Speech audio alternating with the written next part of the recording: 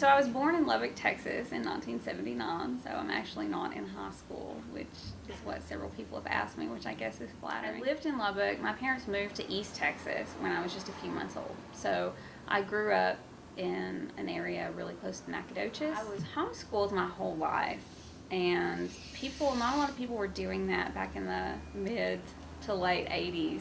So there weren't a lot of, I didn't know a lot of other homeschooled families, especially not out in East Texas. And then I went back to Lubbock for college and then back to Nacogdoches for my master's degree. And then I moved out here to Tennessee when I was, I guess, 23 to start working on my PhD in English. I received my call really when I was in Croatia. I visited last summer with the youth group on their mission trip. I was saying, well, yeah, I put you here for a reason. And then when I came back, I continued praying about it and talked to Dr. Shield, and he said, well, we've been looking for somebody to go over there for a year. And so I was like, oh, okay, well, I can do that then.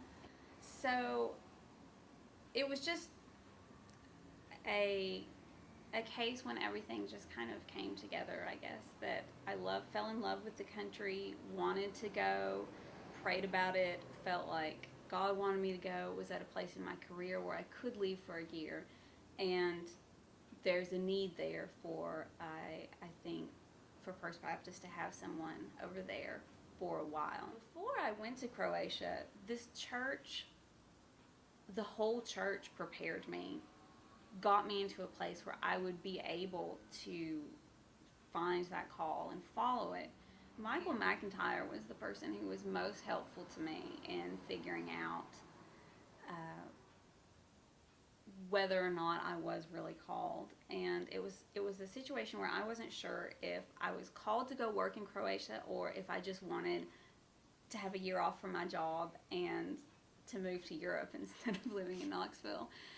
So I wasn't sure if my motivation was exactly pure, but when I talked to Michael about it for a while, and when I was actually there in Croatia, he said, I think you need to journal about all these coincidences, all these things that are going on that make this trip seem right and good, and you'll realize that it's not just coincidences, it's God working.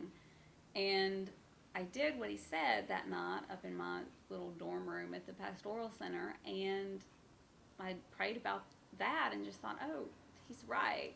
This is definitely something that has to be a God thing and not just like a series of coincidences.